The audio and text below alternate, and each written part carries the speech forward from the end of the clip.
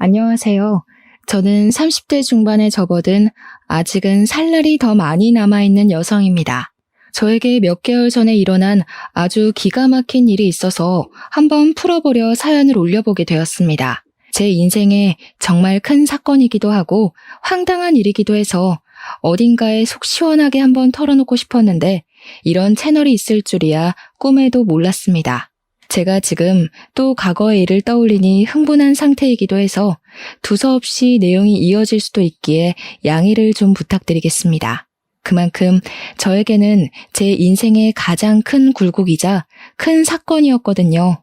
그럼 지금부터 제 인생의 가장 큰 사건 한번 시원하게 풀어보도록 하겠습니다. 저에게는 3살이 어린 여동생이 하나 있는데 제 동생에게는 청각장애가 있습니다. 소리를 듣는 세포 자체에 문제가 있어 태어났을 때부터 청각 쪽으로 장애가 있었고 꾸준히 치료와 훈련을 통해 말은 어눌하게 할 수 있는 정도입니다. 우리 아버지의 사업이 인도네시아 쪽에서 남부럽지 않게 먹고 살 만큼 굴러가고 있었던 덕에 그 비싼 치료를 꾸준히 받을 수 있었습니다. 그래서 제 동생에게 청각장애가 있다는 걸 태어났을 때부터 인지하고 언어치료와 행동치료 같은 훈련을 받을 수 있었습니다. 지금이야 언어치료와 행동치료가 꽤 많은 센터에서 운영 중이기도 하고 예약만 잘하면 어렵지 않게 받을 수 있는 치료이지만 제가 어린 시절에는 아니었습니다. 각고의 노력 끝에 선생님을 찾아 만나게 되었고 들리진 않지만 입모양을 보고도 대략적인 대화를 따라올 수 있을 만큼의 훈련을 하게 되었습니다. 저희 가족은 당연히 동생과 함께 수화를 배웠고 집에서는 수화를 통해서 이야기를 하고 있습니다. 기술의 발전으로 인공 와우 수술이라 하여 청각장애가 있는 친구들에게 소리를 듣게 하는 기계도 나와 있긴 하지만 우리 동생은 세포 자체의 문제라 소용이 없다고 하더군요. 몇 번이나 해외로도 국내로도 알아봤지만 수술이 불가하다 하여 가족들은 수화를 하거나 입모양을 크게 벌리며 동생이 알아볼 수 있게 말을 하는 버릇이 있습니다. 장애라는 게 사람의 마음을 파먹기도 하지만 우리 가족은 있는 그대로의 동생을 받아들이고 있고 서로를 잘 보살피며 화목하게 살고 있었습니다. 학창 시절에도 동생을 괴롭히는 아이들을 항상 혼내며 동생을 보살폈고요. 동생이 수업을 잘 따라갈 수 있도록 제가 옆에서 많이 도와주었습니다. 당연히 우리 자매의 우애가 돈독할 수밖에 없었습니다. 거기다가 동생이 청각장애가 있기 때문에 뒤에서 뒷말을 하는 못된 아이들도 많이 있었기에 저는 그런 동생을 위한 슈퍼우먼이 되어야 했습니다. 다행히 학교가 같은 재단에 있어 초중고를 동생과 같은 학교에서 보내긴 했지만 제가 대학생이 되어 먼저 대학에 진학을 하게 되면서 떨어지게 되었습니다. 동생이 고등학생이 되던 날 어찌나 마음이 떨리고 나 없이도 잘 버틸 수 있을지 걱정이 되던지 물가에 내놓은 아이 같은 마음이 들었더랬죠. 아무튼 제가 대학생이 되어 학교를 다니는 동안 우리 동생은 저 없는 학교에서 꽤 많은 상처를 받았다고 하더라고요. 청각 장애가 있는 동생을 꾸준히 괴롭히던 아이들 때문에 동생은 학교는 겨우겨우 졸업을 했지만 사람을 만나는 것을 두려워하게 되었습니다. 저는 그런 동생을 보살피며 취업까지 성공을 하였고 사회인이 되고 나니 정말 너무너무 바쁘더군요. 동생과 항상 주말이면 같이 시간을 보내곤 했었는데 제 일이 너무 바빠지니 주말에는 잠만 퍼질러 자기에도 바빴습니다. 매일같이 이어지는 야근에 초과 업무에 동생이 파김치가 된 저를 보고 주말에 나가 놀자는 말을 하지도 못하더라고요. 저는 매일같이 늘어지는 다크서클을 감추지도 못한 채 집에서 밥 먹고 자고만 반복을 했습니다. 하지만 그런 시간이 반복이 되더라도 저에게 새로운 사랑이 찾아오는 걸 막아내진 못했죠. 매일같이 회사에서 초과 근무를 하다 보니 같은 회사 입사 동기와 자주 마주치게 되었고 업무적인 이야기를 나누다가 사적인 이야기도 나누게 되었습니다. 서로에게 호감을 가지게 되다가 서서히 눈이 맞아버린 것이었습니다. 당연히 사내 연애였기에 회사 사람들 몰래 비밀 연애를 하게 되었습니다. 남자친구가 생겼으니 주말에 데이트를 하러 나가곤 했는데 그때마다 동생에게 이런저런 핑계를 대는 게 미안하기도 했습니다. 그러던 어느 날 동생이 저에게 가고 싶은 카페가 있다고 말을 걸어오더라고요. 남자친구와 데이트를 하느라 동생을 잘 챙기지 못했기에 미안한 마음이 있던 찰나 동생이 가고 싶다던 곳이 제가 남자친구를 만나기로 한 동네와 가깝더라고요. 동생이 마음에 걸려 남자친구에게 넌지시 물어보니까 같이 만나도 좋다는 대답이 돌아왔습니다. 남자친구에게 미리 언지를 해뒀죠. 내 동생에게는 청각장애가 있어서 의사소통이 조금 힘들 수도 있다. 하지만 입모양을 천천히 보여주면 말은 통한다고요. 제 남자친구는 제 동생에게 청각장애가 있다는 걸 몰랐던 터라 조금 놀라기는 했습니다만 자기가 노력해서 의사소통을 해보겠다고 하더라고요. 아무튼 그날 만나서 같이 미술관에 가서 보고 싶었던 전시회 하나를 보고 동생이 먹고 싶어 했던 파스타도 먹고 가보고 싶다고 했던 카페까지 갔습니다.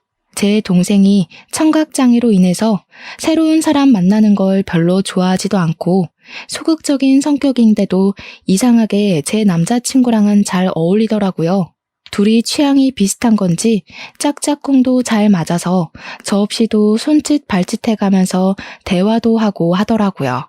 제 남자친구가 저에게 부탁하지 않고 스스로 대화하려고 노력하는 모습을 보고 조금 달리 보이기 시작했습니다.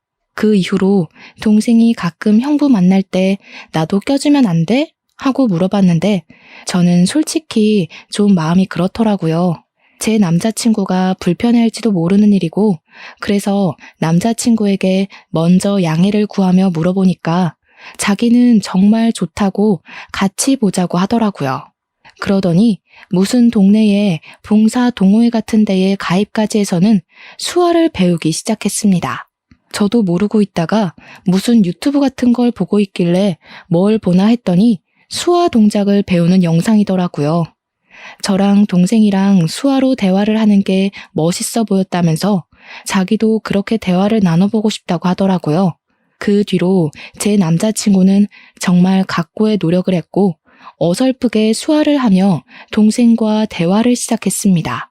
제 동생 또한 그런 남자친구의 행동에 감동을 받았는지 둘이 둘도 없는 친구가 되었습니다.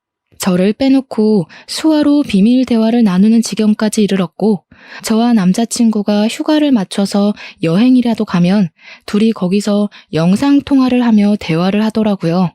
저랑 싸우기라도 한 날이면 영상통화를 켜놓고 이르기까지 하더라니까요. 동생도 제 남자친구 덕분에 집 밖에서 간간히 산책도 나가게 되고 새로운 사람을 만나는 데엔 당연히 주저함이 있긴 하지만 그래도 노력을 해보려고 하더라고요. 혼자 산책 나가는 건 정말 싫어했거든요. 뒤에서 자전거나 오토바이 소리를 못 들어서 위험할 뻔했던 적도 있었고 개가 짖으면서 달려드는데 그걸 몰라서 동네 떠돌이개한테 물린 적도 있었거든요. 제 동생이 또 사람들에게 받은 상처들도 있었고요.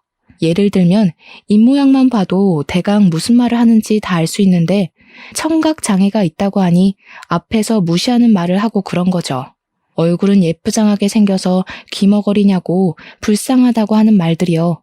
동생이 입모양으로 다 알아볼 수 있으니 자연스럽게 의기소침해지고 소극적인 사람으로 변해버린 거죠. 하지만 제 남자친구가 편견 없이 대해주고 자기를 위해서 수학까지 배우는 노력을 했으니 얼마나 신이 났겠습니까? 거기다가 우리 가족들은 영상통화를 해볼 생각을 하지 않았었는데 남자친구가 나서서 하니까 뭔가 보기가 좋더라고요. 저도 진짜 고마운 마음이 엄청 많이 들었고요. 남자친구가 영업부 특성상 출장이 꽤 많았는데 그럴 때마다 우리 가족 선물도 챙겨오고 했습니다. 동생을 위해서 따로 준비한 선물들을 보면서 어떻게 이 남자를 싫어할 수 있을까 진짜 진국이다 싶었던 거죠. 그렇게 2년을 만나고 나니까 동생이 저에게 넌지시 찔러보더라고요. 언니는 결혼 생각 없어? 이러면서요. 뭐 2년을 만나긴 했지만 제 나이가 30도 되지 않았을 때라 결혼은 벌써 생각하고 싶지 않다고 딱 잘랐죠. 동생이 저한테 약간 정색을 하면서 언니도 내년이면 30이다. 형부는 언니보다 나이도 더 많지 않냐? 하면서 이야기를 하더라고요. 결혼에 대해 진지하게 생각을 좀 해보라며 이야기를 하니까 진짜 그럴 나이가 됐나 싶기도 하고 말이죠. 그 뒤로도 몇 번이나 저에게 결혼 타령을 하니까 진짜 결혼을 해야 하나? 이 사람이랑 하는 게 맞나? 하는 생각으로 넘어가게 되었습니다. 저는 그때까지도 동생이 제 남자친구랑 내통을 해서 둘이 짜고 저를 떠본 거라고는 생각도 못했습니다. 남자친구가 저보다 4살이 연상이었기에 집에서도 슬슬 결혼 이야기가 나오고 있었나 봐요. 남자친구한테 계속 결혼할 여자 없어? 선이라도 알아봐줘? 하면서 집안 어르신들이 이야기를 하니까 제 의견을 한번 들어보고 싶었던 거죠. 저랑 결혼을 하고 싶긴 하지만 제가 아직 29살이고 의중을 모르니까 동생과 함께 짜고 떠본 것이었습니다. 동생이 한 3개월 내내 결혼 노래를 부르니까 한 해가 더 지나고 제 나이 30에 결혼을 한번 해볼까 싶은 마음이 들었습니다. 동생한테 지금 결혼하면 후회하지 않을까? 남자친구가 너무 좋은데 그냥 결혼할까? 하고 이야기를 하니 고개를 막 끄덕이더라고요. 빠른 거 아니라고, 지금 결혼해도 후회하지 않을 거라고, 형부 너무 좋은 사람이라고 하면서요. 둘이 짜고 치는 고스톱이라는 걸 알게 된 건 남자친구가 딱 3주 뒤에 저에게 프로포즈를 해서 알았습니다. 동생이 저에게 어떤 프로포즈를 받으면 감동받을 것 같냐, 뭐 이런 걸 물어봤었거든요. 아주 종합 선물 세트로 준비를 했길래 눈치를 못 챌 수가 없었죠. 남자친구한테 물어보니까 차일게 걱정돼서 도움을 좀 받았다고 이야기를 하더라고요. 우리 처제가 내 편이라 정말 다행히 하면서 웃는데 그 모습까지 귀여워 보여서 이 남자랑 결혼해도 되겠구나 하는 마음이 들었죠. 프로포즈를 수락하고 우리 집에 인사를 드리러 남자친구가 오기로 했는데 그날 점심부터 동생이 막 부산스럽게 준비를 하더라고요. 형부 될 사람이 정말 좋은 사람이라고 부모님께 막 나서서 이야기를 하는데 그런 애가 아닌데 칭찬을 하니까 부모님도 좀 놀라시고요. 제 동생이 가족 이외의 사람에게 이렇게까지 정을 붙이고 마음을 털어놓은 적이 없는 애라 놀라실 만도 하셨겠죠. 부모님께서는 우리 집은 인성됨됨이만 잘 잡혀있으면 만사 오케이라고 하시면서 본 적도 없는 남자친구가 마음에 든다고 하셨습니다. 또 제 남자친구가 넉살이 워낙 좋은 사람이라 오자마자 큰절부터 올리고 밥도 고봉밥으로 2그릇이나 먹었습니다. 대화하는 내내 분위기를 얼마나 익살스럽게 잘 이끌고 가던지 저희 부모님도 푹 빠지셨죠. 거기다가 저희 아버지와 술을 한잔하는데 둘이 죽이 너무 잘 맞는 거예요. 둘 다 만취해서 노래방 가자 하더니 정말 온 가족 다 끌고 노래방 가서 신명나게 놀았습니다. 제 동생은 들리지도 않는데도 혼자 탬버린 들고 춤까지 추더라니까요. 진짜 한 6개월치 웃을 거 그날 하루에 다 웃었다고 해도 과언이 아니었습니다. 아무튼 그날 우리 집에서 인사도 잘 드렸고 저도 예비시댁에 방문을 해서 인사를 드리기로 했는데 그제야 남자친구가 이야기를 털어놓더라고요.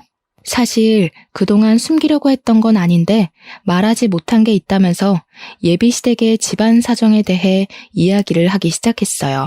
남자친구가 어릴 때 아버지께서 돌아가시고 집안의 가장 노릇을 쭉 해왔다고 하더라고요. 당연히 형편이 좋지 못해 대학도 못 갔고 바로 부사관으로 입대를 해서 군 생활을 하다가 27살에 전역을 했다고 하더군요. 할 줄 아는 게 없어서 2년 동안 각고의 노력 끝에 자격증들을 줄줄이 따게 되었다고 했습니다. 지금 회사에 입사를 하게 된 것도 고졸 전형으로 입사를 한 거라며 미리 말을 못해서 미안하다고 하는 겁니다. 아버지께서 돌아가실 때 빚을 좀 남겨놓고 가서 그 빚을 갚으라 여태 모아둔 돈이 별로 없다고 하면서요. 저는 솔직히 너무 놀랐죠.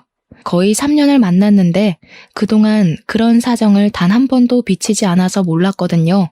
항상 깔끔하게 옷을 입고 다녔고 마음에 공허함이 있다거나 어딘가 부족하다, 모자라다 하는 느낌이 전혀 없어서 짐작도 하지 못했었습니다. 그것도 결혼 직전에 와서 그런 이야기를 하니까 순간 마음이 흔들리는 건 어쩔 수가 없더라고요. 제 눈에 동공지진이 일어날까 제 손을 딱 잡으면서 이야기를 하더라고요. 자기가 15년 동안 빚을 갚았다고, 고등학교 2학년 때부터 아르바이트를 해서 돈을 벌었다고요.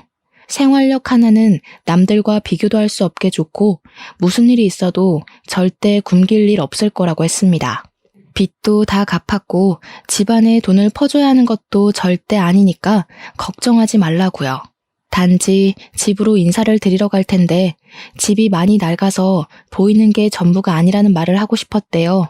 아버지께서 돌아가시기 전에 남겨주신 집이라 차마 처분도 못하고 그 낡은 데서 온 가족이 살았다고요. 가족들의 소중한 추억이 담겨있는 집이라 상속 포기도 하지 못하고 돈을 다 갚을 수밖에 없었다며 덧붙였습니다. 저희 집이 아무래도 넉넉한 집안이다 보니 돈이 없는 사람과 결혼한다는 게 고된 일이라는 생각은 별로 하지 못했어요. 그런 거 있잖아요. 어차피 내가 돈이 있으니 내가 더 준비하면 된다는 안일한 생각을 했다고나 할까요? 남자친구, 그러니까 예비신랑의 꾸준한 설득 끝에 예비시댁에 방문을 하기로 결정을 내렸습니다. 양손 무겁게 가라는 부모님의 말에 선물을 잔뜩 준비해서 예비시댁에 방문을 했는데 조금 놀랍긴 하더라고요. 벽지에는 곰팡이가 죄다 쓸어 있었고 문 경첩은 뜯어져 나가서 문이 덜렁덜렁 붙어있는 수준이었습니다. 현관문에 옛날 빌라처럼 철문으로 되어 있었는데 누가 발로 찬 건지 망치질을 한 건지 우글우글 찌그러져 있었고요. 제가 찌그러진 문을 바라보고 있으니까 예비 시모가 다가와서는 어휴 저걸 고친다는 걸 여태까지 까먹었다고 하시면서 멋쩍게 이야기를 하시더라고요. 예전에 빚쟁이들이 문 열라고 하도 발로 차서 저렇게 됐다고 웃으면서 이야기를 하시는데 저는 속으로 시겁했죠 뭐. 어떻게 발로 차면 문이 저 모양이 되나 싶을 정도로 찌그러져 있었거든요. 제가 방문을 하긴 했는데 시댁이 진짜 냉골이더라고요. 너무 추워서 팔에 소름이 쭉 돋을 정도였다고나 할까요? 제가 약간 으슬으슬해하니까 예비신랑이 예비시모한테 보일러를 좀 떼지 왜 이렇게 집이 춥냐고 한 소리를 했습니다. 그러니 예비시모가 눈을 살짝 흘기면서 돈 아껴야지 무슨 보일러니? 하면서 씻을 때나 잠깐 틀면 된다고 하시더라고요. 저보고 춥냐고 묻더니 집에서 입는 겉옷이 있다고 예비신랑이 군대에서 입었을 법한 깔깔이 같은 걸 하나 쓱 주시더라고요. 저는 집에서 입는 겉옷이 있다는 사실에 2번 놀랐죠. 거기다가 그 옷에서 나는 이상한 쩐내에 3번 놀랐습니다. 쿰쿰하고 뭔가 지린내 같은 쩐내가 나서 도저히 못 입겠다 싶어서 예비 시모에게 돌려드렸어요. 저녁이나 먹자고 하시길래 제가 뭐 도와드릴 건 없나 하고 기웃기웃하니까 예비 신랑이 앉아있으라고 하대요. 그 말에 예비 시모가 저한테 부잣집 아가씨라던데 그 손으로 뭘 하겠냐고 가만히 있는 게 돕는 거라고 하시더라고요. 그 말을 듣는데 약간 기분이 쎄한 것이 저를 별로 마음에 안 들어 하시나 싶기도 했습니다.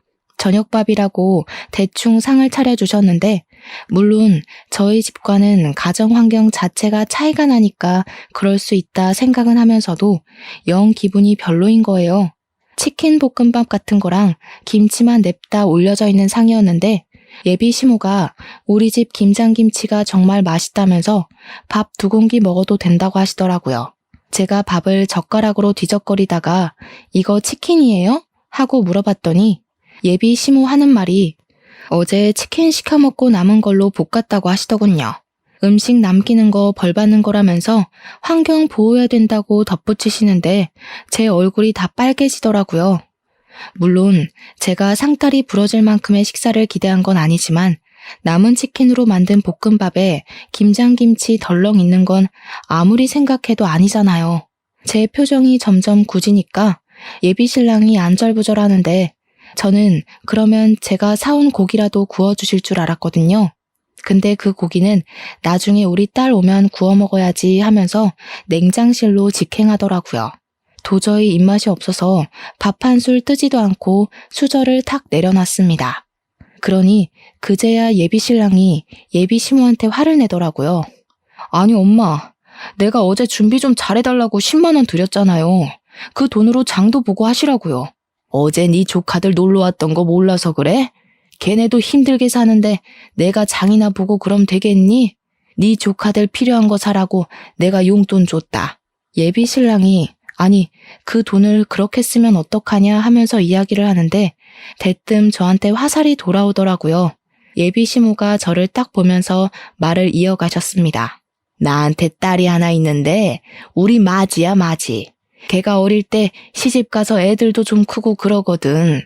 걔네도 고생하는데 돈은 없고 아무튼 학원 가야 하는데 돈 없다 난리를 쳐서 내가 용돈 좀 줬어. 아직 결혼도 안 한 사이에 서운하거나 뭐 그런 거 아니지? 그 자리에서 제가 어떻게 서운해요 하겠습니까?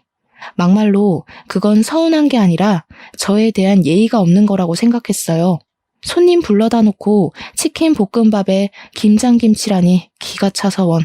제가 그냥 아무 소리 안 하고 가만히 있으니까 예비 시모도 좀 민망했는지 그래 뭐 아가씨 돈도 아닌데 하고 넘어가시더라고요. 그 말에 기가 막혀서 표정만 더 굳어버렸습니다. 그렇게 찜찜한 자리를 뒤로하고 나왔는데 고민이 엄청나게 되더라고요. 우리 집에서는 이만한 남자 없다, 빨리 결혼해라 하는데 시댁 분위기는 세상에서 가장 구질구질한 느낌이고 그런데 또 한편으로는 결혼해서 시댁 식구들 만나봐야 1년에 몇 번이나 보겠나 싶기도 하고 그래서 결혼 준비를 시작하게 되었습니다. 이제 와서 결혼 못하겠다. 너랑 나랑 집안 차이가 너무 심하다 하기에는 시간이 너무 흘러버린 탓도 있었고요. 결혼을 하기로 하고 청첩장도 다 찍고 집을 구하러 다니는데 신혼부부 전세자금 대출 이자율이 생각보다 너무 높았습니다. 예비 신랑이나 저나 둘 다 기본소득 이상으로 벌고 있어서 그런지 혜택 받을 수 있는 게 거의 없었습니다. 거기다가 아버지 사업체까지 있으니 더 그런 거예요. 결국 제가 골머리를 썩으니까 아버지께서 눈치를 채시고 먼저 말을 해주셨습니다. 사실 제가 동생에게만 슬쩍 이야기를 했는데 동생이 아버지께 이야기를 했더라고요. 언니가 집 때문에 고민이 많아 보인다고요. 아버지께서 저한테 집을 해주시겠다고 그러니 너무 대출 받는 거에 신경 쓰지 말라고 해주셨습니다. 저야 너무나도 감사했죠. 제일 중요한 집 문제가 해결되고 나니까 알턴 일을 뺀 기분이었습니다. 집 대출만 안 받아도 솔직히 한 달 생활비에서 엄청난 차이를 보이니까요. 그렇게 모든 준비가 끝나고 결혼식 날이 왔는데 저는 신부 대기실에 내내 있느라 동생에게 무슨 일이 생겼는지 알 수가 없었죠. 근데 신부 대기실에 찾아온 동생의 낯빛이 너무 안 좋더라고요. 그래서 무슨 일 있었냐고 물어보니까 동생이 고개를 절레절레 젓더라고요. 근데 이 언니들의 감이라는 게 있으니까 동생에게 뭔가 있는데 숨기고 있다는 느낌을 세게 받았습니다. 저한테 결혼식 잘하라고 수화로 말을 하길래 저도 알겠다고 대답을 하고 있는데 신우가 신부 대기실에 들어오더라고요. 저희 자매가 수화로 이야기를 하고 있으니까 갑자기 어머 하더니 옳게 지금 동생 장에 있는 거 티내는 거야? 하더라고요. 순간 내가 무슨 말을 들은 건지 싶어서 신우한테 지금 뭐라고 했냐고 되물었더니 인상을 팍팍 쓰더라고요. 우리 동생이 그 찰나에 어깨를 움츠리는 걸 보고 이 망할 신우가 내 동생한테 뭔 짓을 했나 싶었습니다. 제가 빤히 신우 얼굴을 보고 있으니까 신우가 하는 말이 결혼식 입구 앞에서 사돈어른이랑 사돈처녀가 수화로 대화를 하더라고 하면서 운을 뗐어요. 그런데 자기 쪽 친척이 신분의 집안에 벙어리가 있냐고 물어봤다면서 그래서 벙어리가 아니라 귀머거리라고 했다고 이야기를 하는 겁니다. 순간 심장이 벌렁벌렁하면서 화가 엄청나게 나더라고요. 근데 신우가 거기서 멈추지 않고 선을 넘더라고요. 자기네 친척이 그런 거 다 유전병 아니냐고 물어봤다면서 동생이 장손인데 하자 있는 집에 장가 보내는 거 아니냐고 난리를 쳐서 자기가 곤란했다고 하더라고요. 우리 동생이 아무리 못 듣는다고 해도 눈치라는 게 빤히 있는데 입모양만 보고 대충 무슨 이야기인지 알아차린 것 같더라고요. 고개를 푹 숙이고 훌쩍거리는데 그 상황에서 열이 안 받을 언니가 어디 있겠습니까? 웨딩 드레스를 입고 있다는 것도 까먹고 벌떡 일어나서 신우 머리채를 확 잡아버렸죠. 그러니까 도우미로 와주신 이모님이며 옆에 있던 제 친구들이며 놀래서 저랑 신우를 막 말리고 뜯어놨습니다. 제가 씩씩거리면서 머리가 다 헝클어진 신우를 향해 소리를 질렀습니다. 지금 그게 내 앞에서 할 말이에요? 유전병이 어쩌고 어째? 지금 말 다 했어? 결혼식장에 와서 축하해주기 바쁠 텐데 별 걱정을 다 하네 진짜. 나 기분 나빠서 결혼식 못하겠으니까 당장 가서 결혼식 취소됐다고 해요. 그러니 신우가 화들짝 놀라서 아니 뭐 그렇게까지 말을 하고 그러냐고 제 동생한테 내가 미안해 하는 거예요. 그 형식적인 사과에 화가 나서 지금 신우가 한 짓을 생각해보라고 내가 이 결혼식을 내 발로 들어가게 생겼냐고 하면서 소리를 질렀죠. 제가 신우 머리채를 잡았다는 게 신랑 귀에도 들어갔는지 신랑이 막 뛰어들어오면서 무슨 일이야? 왜 그래? 하더라고요. 도저히 분이 풀리지가 않아서 너네 친척들이며 너네 누나며 할 것 없이 내 동생 보고 기머거리니 벙어리니 유전병이니 정신 나간 소리 하더라 했습니다. 내가 지금 이 말을 듣고도 결혼식장에 들어가는 게 맞겠냐고 나 결혼 안 하겠다고 하니까 신랑이 신우 째려보면서 누나 하더라고요. 어떻게 사람이 그런 소리를 아무렇지 않게 하냐고 신우가 내 눈앞에 있으면 결혼식 안 하겠다고 했죠. 그 말에 신우가 놀래서 지금 동생 결혼식장에서 자기를 쫓아내는 거냐고 그런 말도 못해? 내가 못할 말했어? 하길래 또 열받아서 성큼성큼 갔어요. 머리채를 쥐어잡으려고 하니까 신우가 놀래서 피하더라고요. 신랑이 신우 보고 동생 결혼식 망하게 생겼는데 자존심 부릴 일이 남았냐면서 신우를 쫓아냈습니다. 진짜로 신우는 저희 결혼식장에 못 들어왔어요. 제가 신우 있으면 결혼 안 하겠다고 하고 대기실에 눌러 앉아버렸거든요. 신우 쫓아낸 거 확인하고 나서야 식이 시작이 되었고 찜찜한 마음은 그대로 제가 떠안게 되었죠 뭐. 결혼식이 끝나고 신혼여행길에 오르는데 제가 기분이 영 안 풀려서 동생한테 이야기를 했어요. 절대로 그런 이야기에 마음 쓰지 말라고. 못 배워먹은 인간들이 하는 말 귀담아 듣지 말라고 했죠. 그러고 비행기를 탔는데 남편이 저한테 그러는 거예요. 못 배워먹은 인간들이라고 한 거 사과하라고요. 제 남편이 대학을 못 나왔다고 했잖아요. 그래서 그런지 공부에 대한 자격지심을 좀 부리긴 했어요. 고졸 전형이랑 대졸 전형이랑 연봉 차이가 좀 있거든요. 남편이 영업부라 실적은 괜찮은데 기본급에서 차이가 나니까 대졸 전형자들이랑 크게 월급 차이가 나지 않았거든요. 거기다가 공부를 못해서 대학을 못 간 게 아니라 돈이 없어서 못 간 것이니 그럴 만도 했죠. 하지만 저도 제 동생이 그런 모욕을 당했는데 자존심이 있죠. 어떻게 냅다 사과를 하겠습니까? 저도 의견을 굽히지 않았고 사과는 못하겠다고 했습니다. 둘 다 자존심을 부리다가 신혼여행 가는 비행기 안에서 12시간 내내 아무 말도 안 하고 있었다니까요. 도착해서도 냉기만 폴폴 풍기다가 사과를 안 하면 같이 안 다니겠다고 먼저 선수를 치더라고요. 저도 굽히기 싫어서 너랑 안 다니겠다고 하고는 관광도 따로 다녔습니다. 혼자 며칠을 지내다가 결국 마지막 날이 되고 나서야 타협을 하게 되었죠. 사과를 하거나 그런 건 아니었고 서로 잘못한 거고 서로 기분 나쁜 상태니까 조심하자고 대충 휴전 정도만 한 거죠. 근데 둘 다 서로의 가족에 대해 그렇게 말한 게 앙금으로 남아서 혼인신고를 원래 신혼여행 다녀오면 바로 하기로 했었는데 조금 미루기로 했어요. 남편도 제가 꿋꿋하게 사과를 하지 않고 자존심을 부리니 혼인신고를 미루는데 동의하더라고요. 보통은 신혼여행을 다녀오면 시댁과 친정 인사를 드리러 가잖아요. 근데 결혼식 날 그런 소동이 있었는데 시댁 인간들 얼굴이 보고 싶었겠습니까? 남편도 저랑 별반 다르지 않은 것 같았고요. 그냥 일이 바빠서 인사드리러 갈 시간이 없다고 대충 둘러대고는 저는 우리 집으로 남편은 시댁으로 각자 가서 선물 줄 거 주고 돌아왔습니다. 깨를 볶아도 시원치 않을 신혼기간에 서로 서먹서먹해진 거죠. 연애할 때도 이렇게 싸워본 적이 없었기에 저희는 어떻게 풀어야 할지 방법도 모르고 있었습니다. 그렇게 한 달이라는 시간이 좀 지났을까 시모가 갑자기 할 이야기가 있다면서 시댁으로 오라고 부르더라고요. 그 곰팡이 쓸어있는 냉골 같은 집에 갈 생각을 하니까 너무너무 싫었지만 피하는 것도 하루 이틀이지 불렀는데 가야죠. 퇴근하고 남편이랑 같이 찾아가니까 시모가 그러더라고요. 예, 너네 집 말이다.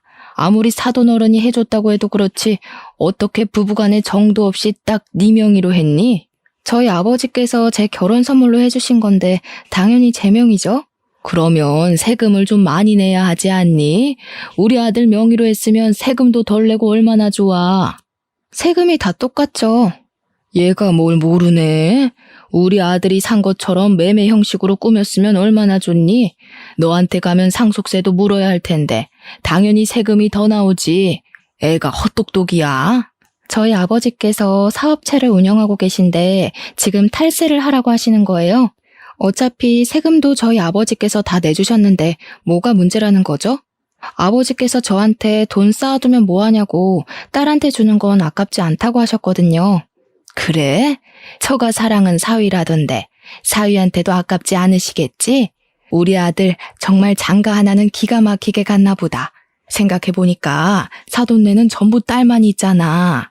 사업은 자고로 남자가 해야 제대로 굴러가는 법인데 사돈댁에는 아들이 없으니까 우리 아들한테 딱 물려주면 되겠다 싶은 생각이 들더라고.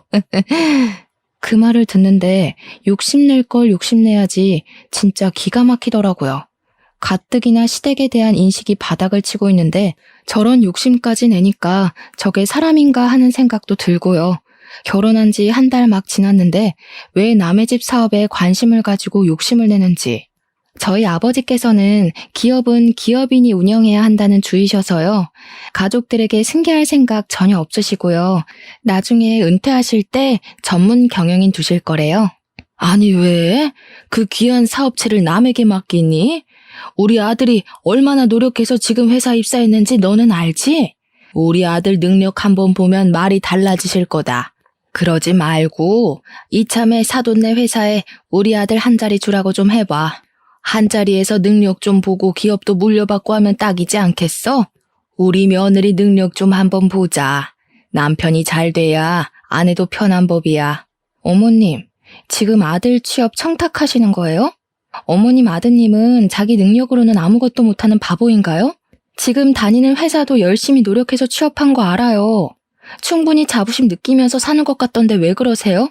우리 아버지 회사에 굳이 취직 안 해도 이 사람 잘하고 있는데 그런 말씀으로 취업 청탁하시면 어머님 아들만 바보 만드는 거예요. 그러니까 시모가 씩씩거리면서 지금 우리 아들 바보라고 했냐, 모자란 놈 취급이냐 하면서 성을 내시더라고요. 제가 뭐 틀린 말 한 것도 아닌데 씩씩거리니까 웃기더라고요. 저도 제 할 말 끝났으니까 그냥 자리에서 일어나 버렸습니다.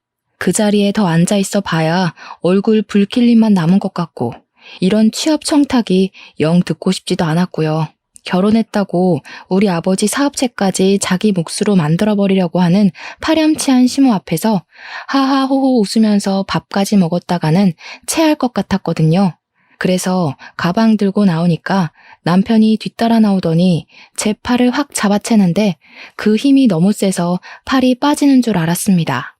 제가 당황한 나머지 악소리를 내면서 지금 뭐 하는 거냐고 힘자랑하냐고 한마디 했죠. 그러니까 시모가 저를 보면서 혀를 끌끌 차면서 왜 따박따박 시모한테 말대답을 하거든하면서 한 소리 하는 거예요.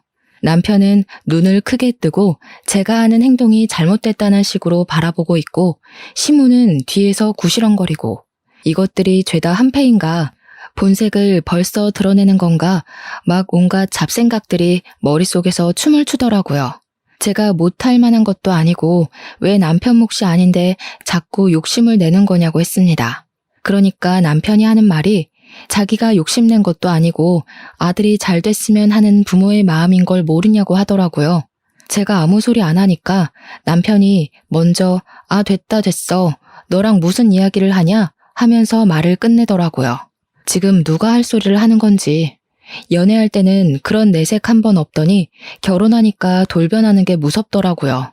이 인간이 결혼하고 나서 진짜 우리 아빠 사업체에 한자리 하고 싶었던 건가 싶어서 소름이 쫙 돋았습니다. 그렇게 냉전이 지속되니까 하루하루 지쳐가면서 내가 왜 이 사람이랑 살아야 하나 싶더라고요. 어차피 혼인신고도 안 했는데 그냥 헤어질까 하는 찰나에 동생에게서 연락이 왔습니다. 자기가 아버지 회사에 출근을 하게 됐다고. 형부 덕분에 기운도 차렸고 새로운 걸 해보고 싶은 마음에 컴퓨터 학원을 다니면서 워드 자격증을 땄대요. 정정당당하게 이력서 넣고 면접 보고 합격해서 출근하게 되었다고 하는데 마음이 다 뭉클하더라고요. 그런 와중에 남편이 저에게 화해 제스처를 보냈고 언제까지 이렇게 말없이 살 거냐고 숨이 막힌다고 하더라고요. 그러면서 서로 오해가 있는 걸 풀었으면 좋겠다고 주말에 같이 캠핑 카라반 같은 걸 예약했다고 거기나 놀러 가자고 하더라고요. 또 남편이 먼저 손을 내미니까 그러자 싶어서 주말에 마트에 가서 장을 보고 카라반에 가기로 했습니다. 원래 캠핑의 묘미는 고기를 구워 먹는 거니까 장을 보는데 남편이 고기를 무슨 2근을 사는 거예요. 둘이 먹을 건데 뭐 이렇게 많이 사는 거냐 하는데 소고기 먹을까? 하면서 한우 비싼 걸 잡더라고요. 원래 캠핑의 묘미는 삼겹의 목살이다 하면서 돼지고기로 골랐죠. 소고기는 숯불에 다 늘어붙거든요. 남편이 너무 과하게 사길래 말리다가 포기하고 장을 봐서 캠핑 카라반으로 갔는데 참나 거기 신우가 떡하니 와 있대요. 저 보자마자 장 많이 봐왔냐고 하는데 진짜 욕이 나오더라고요. 화해 제스처는 개뿔, 신우 식구들 먹일 장만 잔뜩 봐서 강꼴이 된 거죠. 진짜 떨떠름하게 바비큐 준비해서 술까지 차리고 고기를 굽기 시작했는데 제가 아무것도 안 하고 가만히 있었어요. 원래 캠핑 같은 데 가면 남편이 고기 굽잖아요. 제가 상까지 차렸는데 고기까지 구워야 하나 싶었던 거죠. 근데 그걸 보더니 신우가 저한테 공주님이 따로 없다고 비꼬대요. 일부러 못 들은 척하고 무시했죠. 그러니까 신우가 뭐라는 줄 아세요? 그쪽 집안 귀머거리인 거 내가 유전이랬지? 혹시 우리 올케도 내 말이 안 들리나? 그 말을 참고 넘어갈 사람이 과연 몇이나 될까요? 당연히 저도 참지 않았습니다. 결혼식 날 머리 뜯긴 게 부족했나 봐요. 그 주둥아리로 지금 뭐라고 하신 거예요? 뭐? 주둥아리? 제정신이냐? 너 우리 누나한테 그게 무슨 말버릇이야? 올케, 집 좀 산다고 내 동생 너무 무시하는 거 아니야? 고기는 여자가 구워야지. 그리고 소고기도 아니고 삼겹살이 뭐니? 격 떨어지게. 그런데 더 짜증나는 건 심외부였어요. 옆에서 살살 부추기면서 하는 말이 장모님이 그러던데 취업시켜달라던 건 무시하고 귀머거리 동생만 취직했다며? 하면서 자기도 이직하고 싶다는 겁니다. 만년 과장으로 살 수는 없고 어디 이사나 전무자리 좋은 데 있으면 자기랑 저희 남편 취업 좀 시켜달라고요. 열이 뻗쳐서 말로 싸우기를 포기하고 사왔던 돼지고기 2근을 전부 심해부 신우 남편의 얼굴을 향해 던졌습니다. 다들 생고기를 처맞고 깍깍거리는데 저도 씩씩거리면서 할 말 다 했죠. 아줌마는 여자 아니야? 시자 붙었다고 시킬 생각만 하네. 그러지 말고 손수 모범을 좀 보이던가. 그리고 전무나 이사? 아저씨가 할 줄 아는 게 뭐가 있다고 그 자리를 달래? 우리 아빠 회사가 무슨 구멍가게인 줄 알아? 능력이 있어야 뭘 시켜주든지 말든지 하지. 취업 청탁은 누가 하는 건데 지금 누구 보고. 내 동생은 당당하게 이력서 넣고 합격한 거거든? 진짜 살다 이런 개차반의 무식한 인간들 처음 본다. 그러니 남편이 뭐? 무식? 내가 그런 소리 하지 말랬지? 하면서 달려들더라고요. 야, 돈 없어서 대학을 못 갔다고? 웃기지 마. 장학금도 있고 학자금 대출도 있는데 뭔 핑계야. 그냥 네 성적에 그저 그런 대학 가야 하니까 핑계대고 부사관 간 거겠지. 그리고 그 고기 잘 씻어서 먹으면 되지 않겠어? 가족들끼리 두런두런 좋은 시간 보내고 우리는 여기서 갈라섭시다. 혼인신고도 안 했겠다. 집도 4명이겠다. 혼수도 내가 해왔겠다. 몸만 나가면 되지? 옷까지 몇 개 있는 거 그건 택배로 보내둘게. 착불로. 남편이 뒤에서 부들부들 떨면서 진짜 가면 이혼이야 하는데 저는 이미 갈라서기로 결심했는걸요. 그대로 운전해서 신혼집 비밀번호부터 바꿔버리고 대충 짐 싸서 친정으로 도망을 왔습니다. 친정 부모님이 놀라시긴 했지만 제가 차근차근 모든 일을 이야기하니까 아무 소리 하지 않고 잘 왔다고 해주셨어요.